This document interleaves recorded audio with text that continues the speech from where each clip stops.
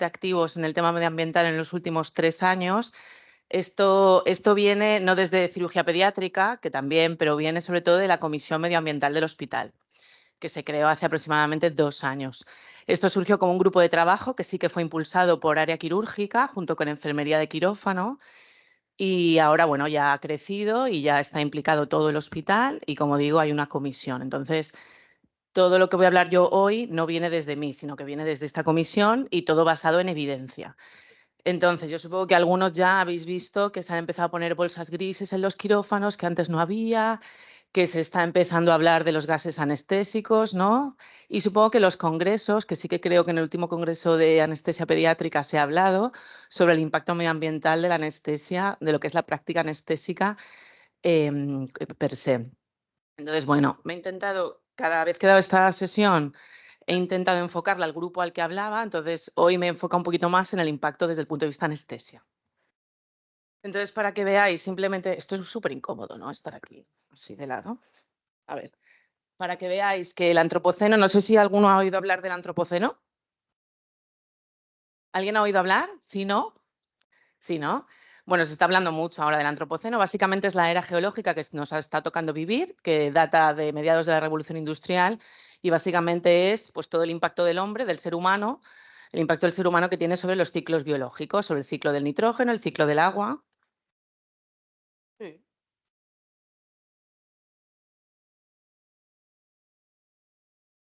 Bueno, entonces habla precisamente de eso, del antropoceno, sobre el impacto del ser humano y la nueva era biológica que estamos viviendo. Y todas las estadísticas que se reflejan a día de hoy, son diapositivas. Esto ya es muy profesional. Precisamente hablan de, ¿me oís bien, no? Así con el micro. Precisamente hablan datan desde 1800, ¿no? Todo lo que está registrado empezó a hacerse desde 1800. Ya Margaret Chan, la antigua directora de la OMS, en su momento dijo que hay una evidencia abrumadora sobre cómo el cambio climático pone en jaque o amenaza la salud del ser humano. Entonces, ya no solo, o sea, como profesionales sanitarios tenemos que ser conscientes de que ya no solo a nuestros pacientes les va a afectar el cambio climático, sino que como profesionales sanitarios formamos parte de este impacto, ¿vale? Entonces, en estas dos vertientes es donde nos tenemos que mover. Actualmente el cambio climático es la mayor amenaza para la salud pública del siglo XXI y además, como sabéis, se ven más afectados siempre los grupos más vulnerables, ¿no? Y los países donde hay menos recursos. Y The Rockefeller Foundation, que no sé si lo conocéis, es una gran familia filántropa de los años, de partir de los 2000, ha hecho un montón de publicaciones y de investigaciones y junto con The Lancet lanzaron este artículo sobre cómo está el antropoceno impactando en los diferentes ciclos del planeta. Entonces, aquí, como veis, lo que más se mide, huella de carbono, que todos lo conocéis, la huella de carbono, pero a la vez, a ver si tengo aquí el puntero, a la vez también hacen un análisis de otros impactos, no solo es la huella de carbono, que los gases de efecto invernadero lo que están haciendo es calentar la atmósfera, el planeta, calentar el planeta, sino que también se produce la acidificación de los océanos, la eutroficación de los océanos, la emisión de micropartículas y todo esto está haciendo que cambie el clima del planeta. Entonces, aquí no es que lo digan unos cuantos emocionados, sino que la NASA y el Grupo de Investigación del Cambio Climático de la ONU, la Agencia de la ONU para el Cambio Climático, sí que está viendo una gran repercusión en todos los aspectos. Por ejemplo, en cuanto a la temperatura, que el Mediterráneo es la que más va a sufrir de todo el planeta, el área del planeta que más va a sufrir esto, está aumentando. Ha aumentado hasta el 2020. Hasta el 2020 ha aumentado hasta 0,9 grados. Se estima que a final de siglo, con los acuerdos de cambio climático que hay ahora, suba hasta 2,5 grados.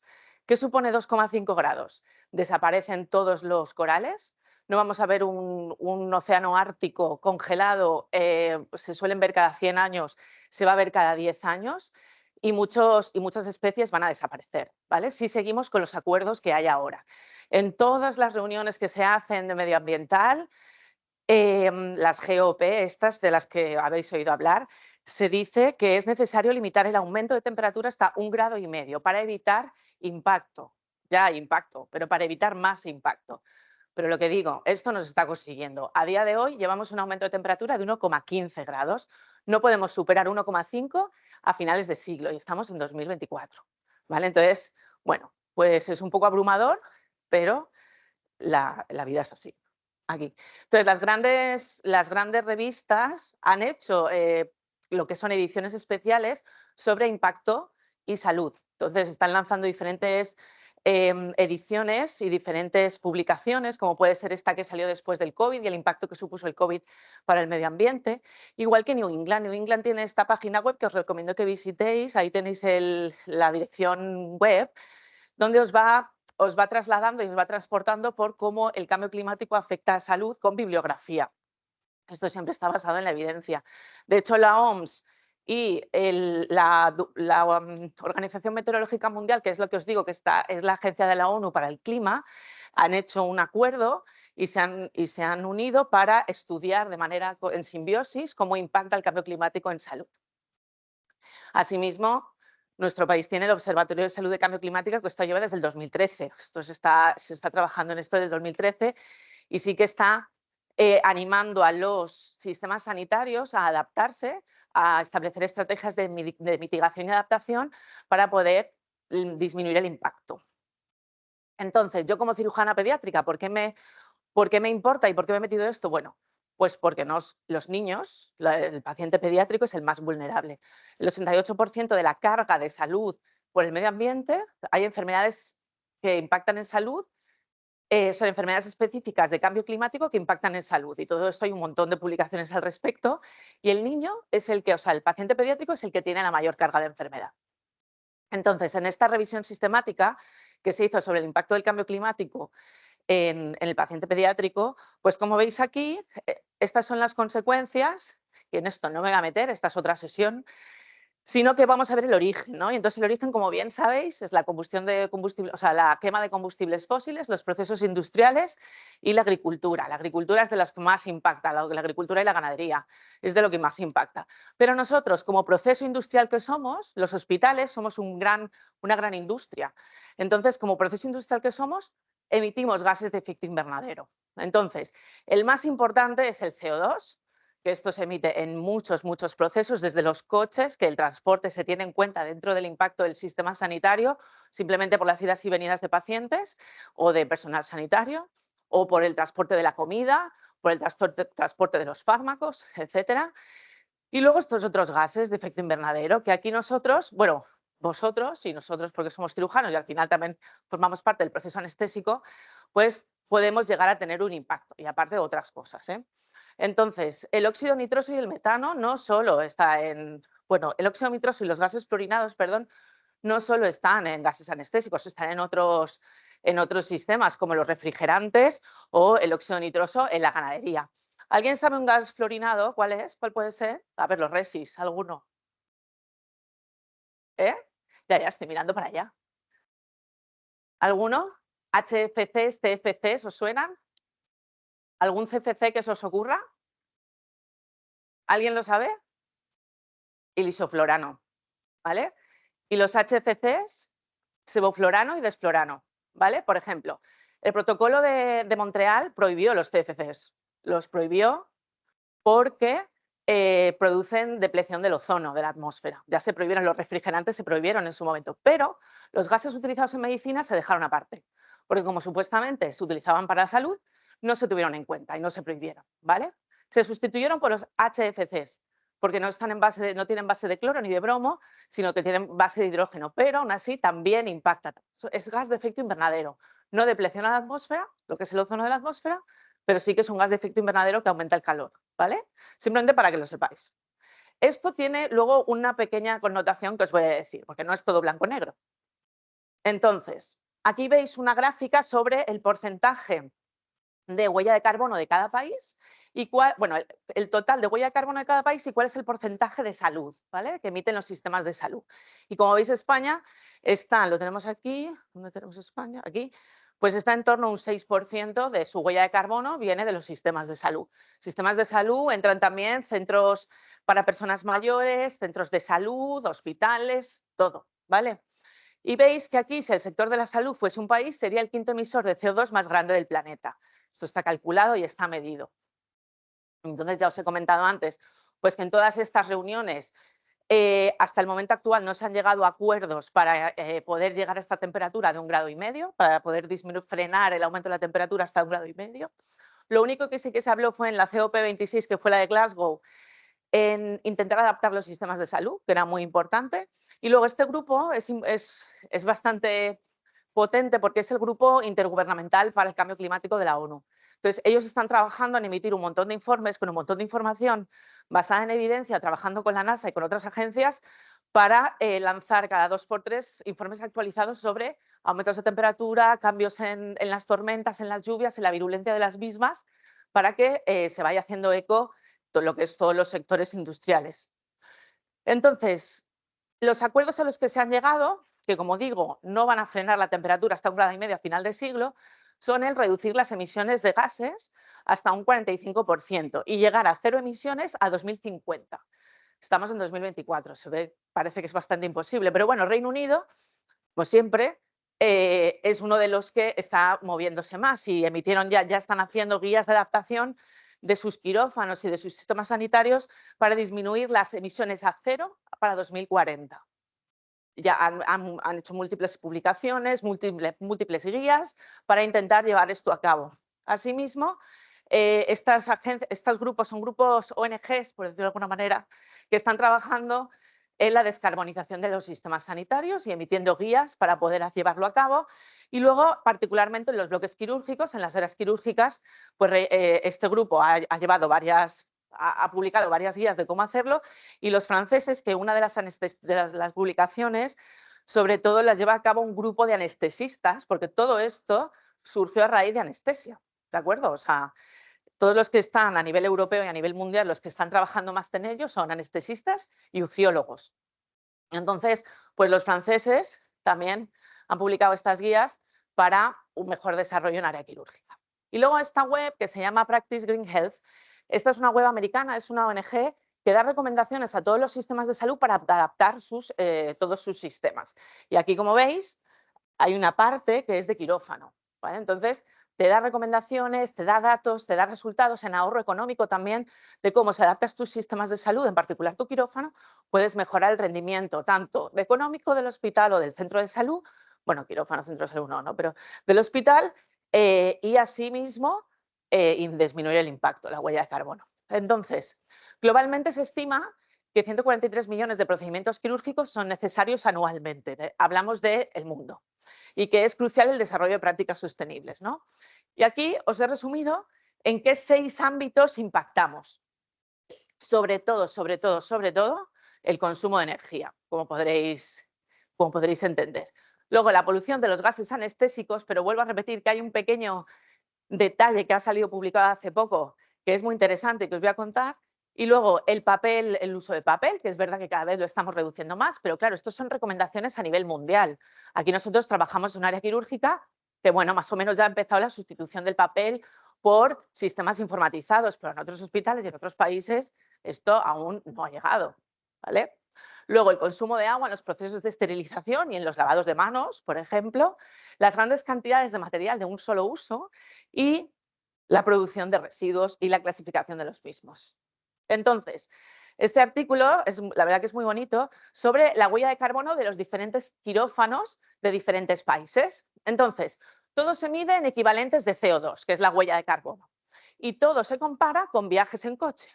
Entonces, veis que Canadá emite 146 kiloequivalentes de CO2 por caso operado, que Estados Unidos emite 132 y que Reino Unido 173. Veis que los que más gases anestésicos utilizan, por ejemplo, son los canadienses. Esto supone una media de 160 kiloequivalentes de CO2 por caso operado, por paciente operado, que supone un viaje de Málaga a Barcelona en coche. Un caso de un quirófano de un hospital. Imaginaos todos los quirófanos que se funcionan al día con todos los casos que se operan en un hospital y a nivel mundial, ¿vale?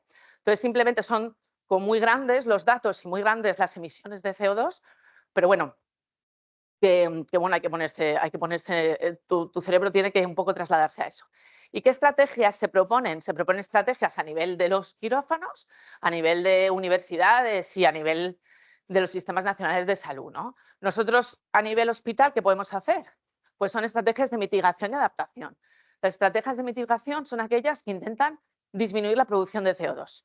Y las estrategias de adaptación son mi sistema de salud tiene que adaptarse a los cambios que están ocurriendo en este momento. Por ejemplo, si yo vivo en un área de Perú que tiene un hospital que está en una montaña y hay un montón de terremotos, pues voy a tener que adaptar mi hospital a estos terremotos y estas corridas de tierra, ¿no? Esto es un ejemplo muy básico. Pero bueno, estos son los sistemas de adaptación. Japón tiene sistemas de adaptación muy buenos, ¿no? Sus edificios están construidos para aguantar seísmos muy altos, pero otros países no los tienen. Vale, y como digo, estos son recomendaciones desde el grupo de anestesia y cuidados intensivos que están trabajando en esto. Hay gente de Francia, hay gente de Australia, gente de Estados Unidos, y aquí lanzan recomendaciones de cómo adaptar tus prácticas diarias.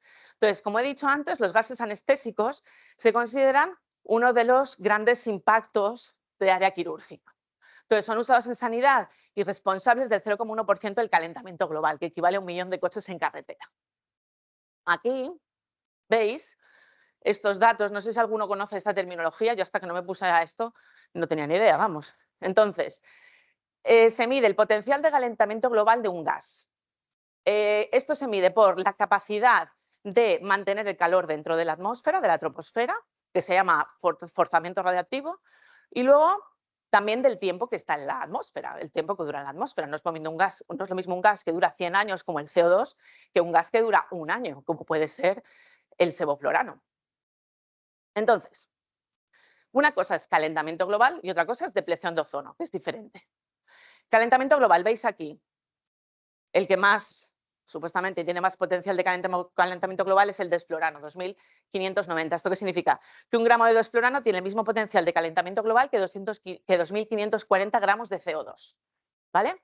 Entonces dices, bueno, pues lógicamente el desflorano no lo voy a utilizar. Bueno, luego tenemos el sebo, que veis que el sebo tiene pues 144 o 195 por el IPCC, que es este grupo que os digo. Y luego el isoflorano, veis que son 539. Y el óxido nitroso no es un potencial de calentamiento global muy alto, pero lo importante de esto, sobre todo, es que el nitroso y el isoflorano deplecionan el ozono, como os he dicho antes. Y esto es muy importante. Estos dos gases ya en el protocolo de Montreal se intentaron prohibir, pero bueno, ya lo que os he comentado aquí no ha tenido efecto en ámbito sanitario, básicamente. Y esto es una conversación que tengo con Nico, normalmente el tema del óxido nitroso. Y bueno, actualmente es el mayor gas responsable de la depleción de ozono de las capas altas de la atmósfera. Su uso en sanidad supone entre el 1 y 3% de las emisiones totales de este gas. Pero sobre todo es porque está descontrolado, ¿no? La fuga de este gas va a un aspirador a través de la pared y esto va directamente a la atmósfera. Y, como os he dicho, es uno de los gases de efecto invernadero, también tiene efecto invernadero, no es solo depleción, sino que también tiene efecto de calentamiento. Y es más peligroso junto con los fluorocarbonos. Los fluorocarbonos, ya os he dicho, el CFC es el isoflorano y el HFC son el desflorano y el sevoflorano. Estos, los CFCs, tienen un potencial de 20.000 veces más de calentamiento global que el CO2, ¿no? Que el carbono, por ejemplo. Y bueno, esto es simplemente un índice de cómo calientan los gases, de la capacidad de calentamiento en la atmósfera de los gases. ¿Y qué estrategias de mitigación se proponen en estas guías? Bueno, yo no soy anestesista, entonces yo no voy a decir aquí lo que tiene que hacer nadie, ¿eh? Esto simplemente es recomendaciones que dan los grupos de anestesia mundiales. Entonces, evitar el desflorano, isoflorano y el óxido nitroso, técnicas de anestesia IV locorregional o neuraxial exclusivas, uso de flujos bajos, menos de 1 litro, con circuitos de gases cerrados y luego el reciclaje de anestésicos exhalados. Este es el famoso contraflorán, yo no sé si alguno lo ha oído hablar de esto, si ha estado en La Paz o en el Hospital de Cruces, lo utilizan.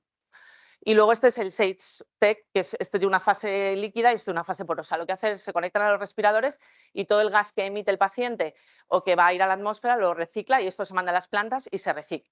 ¿Vale? Entonces, estos son pues, diferentes estrategias que se están implantando en diferentes hospitales.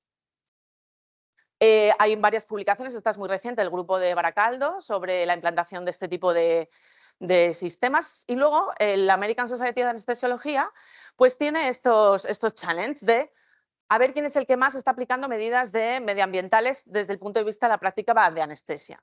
Y luego aquí da recomendaciones para cómo hacer tu cálculo de huella de carbono en un área anestésica. Pero este artículo, que es del enero de 2024, hace un llamamiento a decir, vale, bien, estos son potenciales de calentamiento global. El IPCC está haciendo monitorización en la atmósfera de todos estos gases, cómo se están concentrando y acumulando, pero alerta. O sea, ahora mismo la concentración de gases en la atmósfera, el que más está concentrado es el CO2. ¿Qué pasa? Que esto satura la capacidad de cualquier gas de llegar arriba.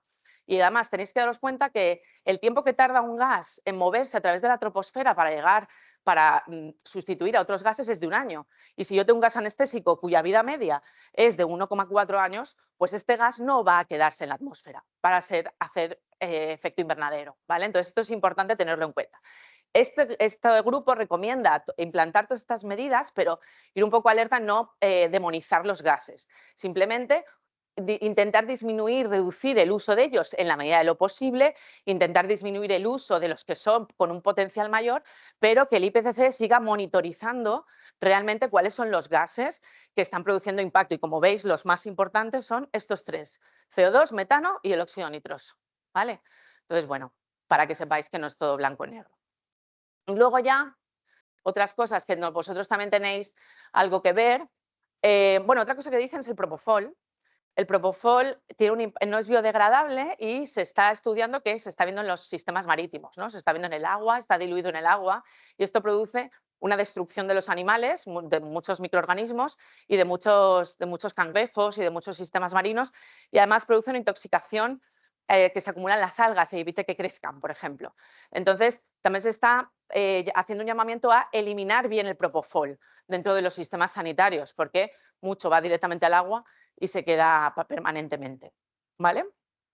Bueno, y luego las energías, simplemente que os hago un resumen de todo lo que dicen sobre que se consume de 3 a 6 veces más por metro cuadrado que cualquier otra parte del hospital, en la área quirúrgica, la energía, desde los sistemas de ventilación, que aquí ya se habla con preventiva, de intentar mantener una temperatura normal y que todos los quirófanos sean lo más rentables, pero por temas que ellos dicen de preventiva, pues a veces esto no es posible.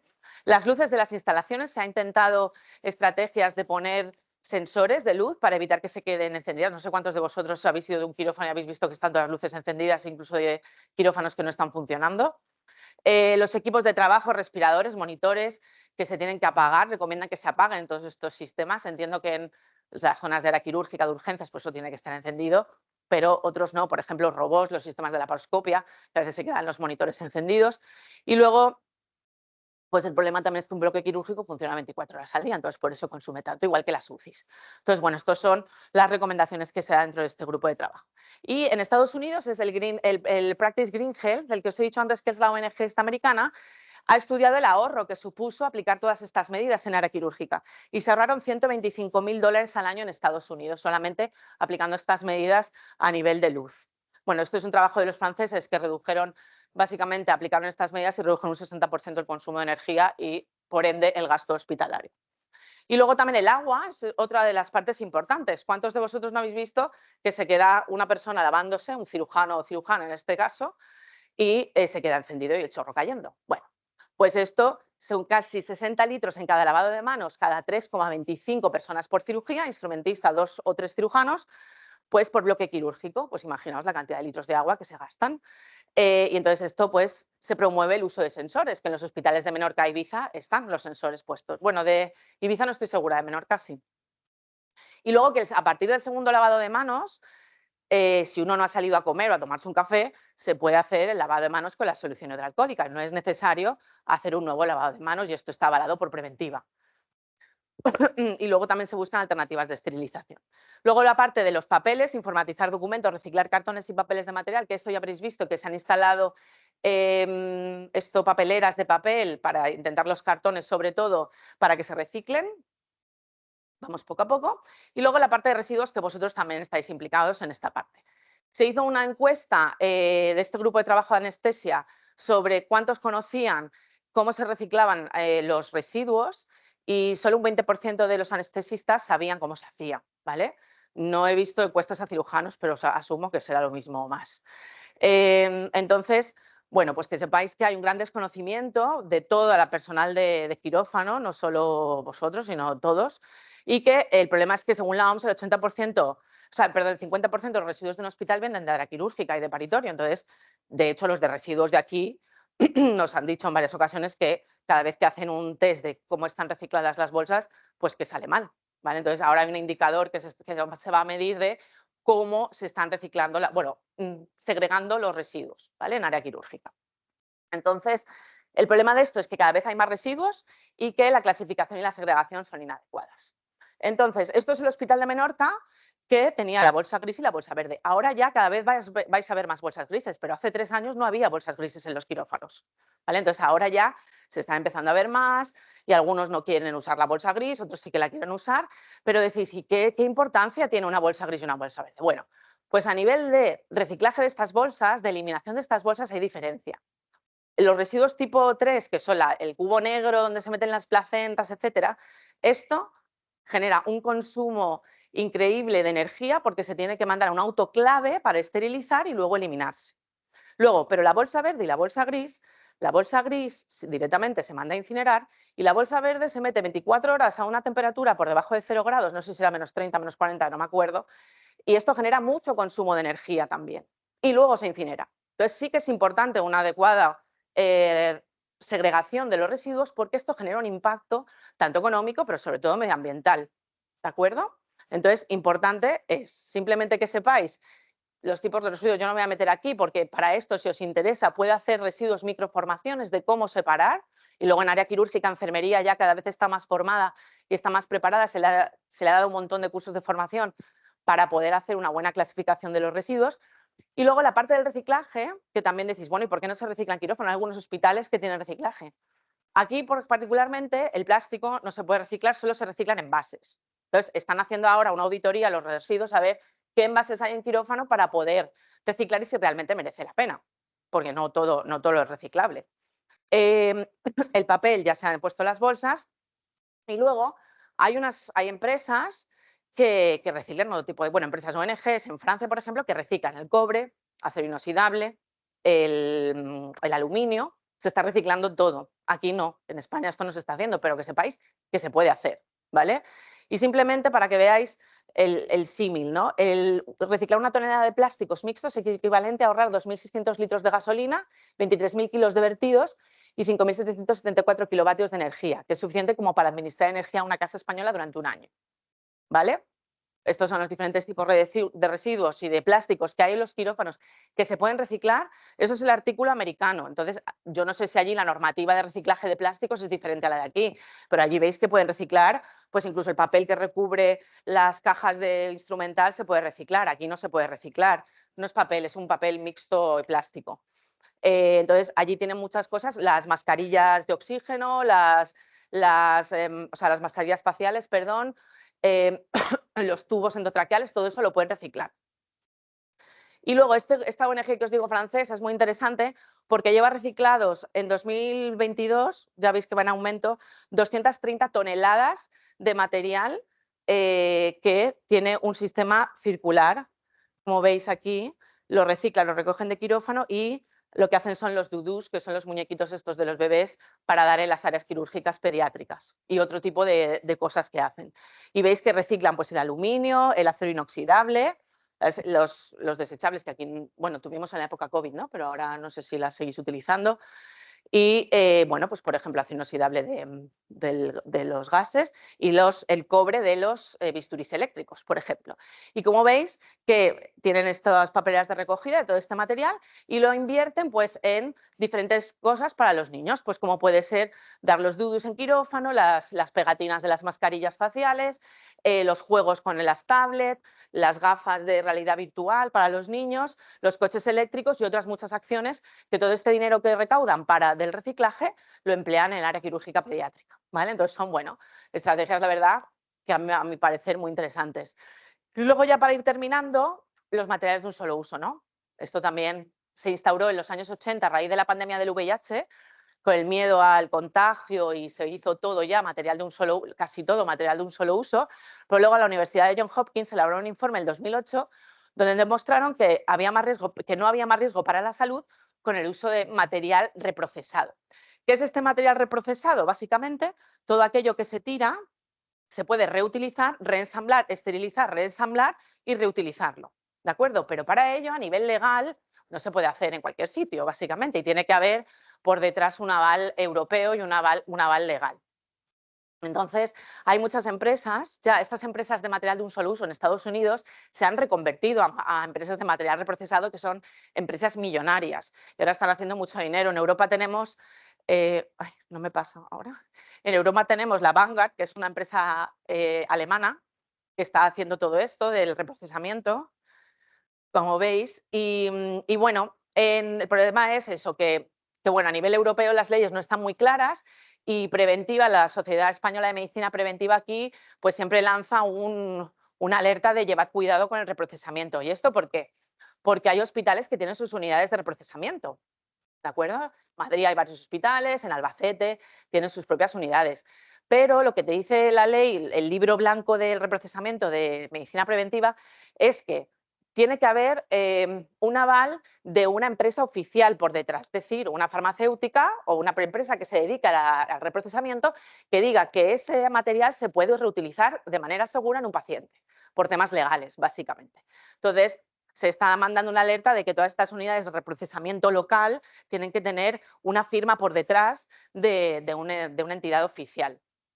Pero como veis, según la industria del reprocesamiento, el ahorro por el reprocesamiento del material de un solo uso es del 50% y aumenta hasta el 90% cuando se hace localmente. Entonces, bueno, hay bastantes artículos al respecto de esto.